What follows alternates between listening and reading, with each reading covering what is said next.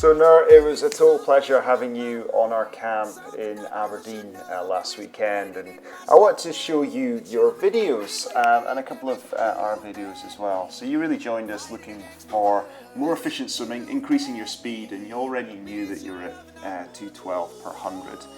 And the thing that I'd like to go through is pretty much what we did in the camp, which was straight line swimming, breathing, position and propulsion. So let's remind ourselves a little bit more of that first fundamental, which is breathing. And as we see Kerry-Ann coming through the water there, I'm actually quite amazed by it all the time, but it's amazing to see that constant flow of bubbles coming through her nose as she's swimming there. It just really sets up her whole stroke. It allows her to have that constant relaxed breathing. She's not taking more than she needs, but allows her swimming to then be far more rhythmical.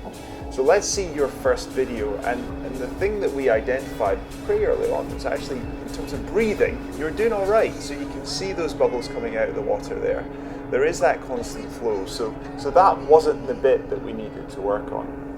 The bit we needed to work on was a little bit more in terms of your body position, and you identified at the beginning that you thought that perhaps your knees were a bit low, and yeah, they probably are, but there was a few more things that really made a significant difference for you, and that was actually the body position section.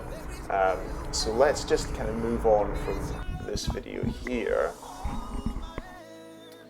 and look at what Kerry-Ann was doing under the water in terms of body position.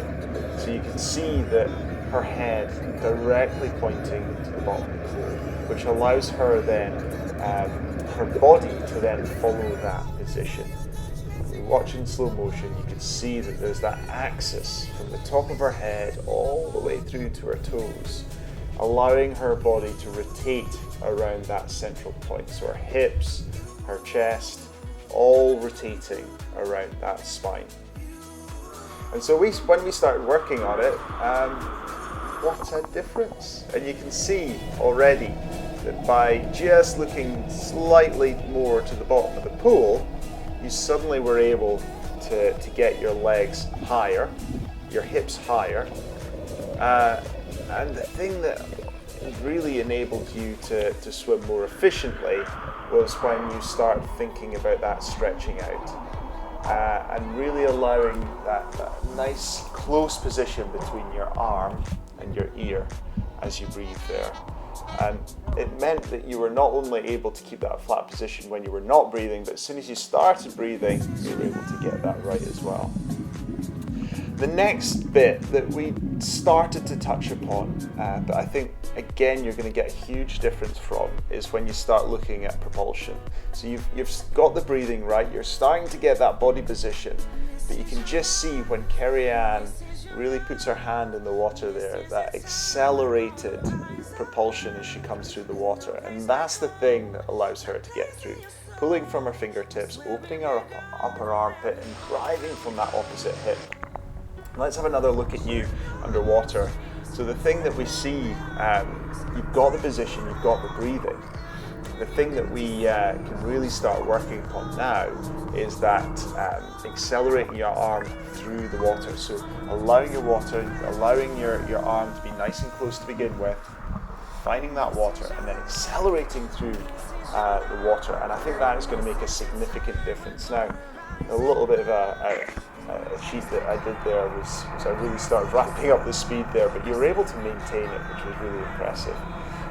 Here's that drill that I showed you, and this is an exaggerated version where I'm really stretching out, breathing, bending my arm and accelerating that arm through the water each time. There,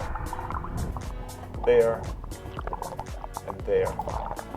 So if you start thinking about that whilst you, next time you're swimming around Knockburn Loch, I think you're going to get an even bigger advance from the minute that you've already managed to find in that 1,000 metres. But I'll just leave you with a bit of me swimming as Ken was cranking up the speed there. But thank you so much for joining us in the camp. It would be great to be able to see you again and track that progress in your performance. thank you again for your thirst for knowledge and your enthusiasm throughout the camp. And don't be a stranger. Let us know how you get on, and any more questions, just fire them our way. Thanks very much.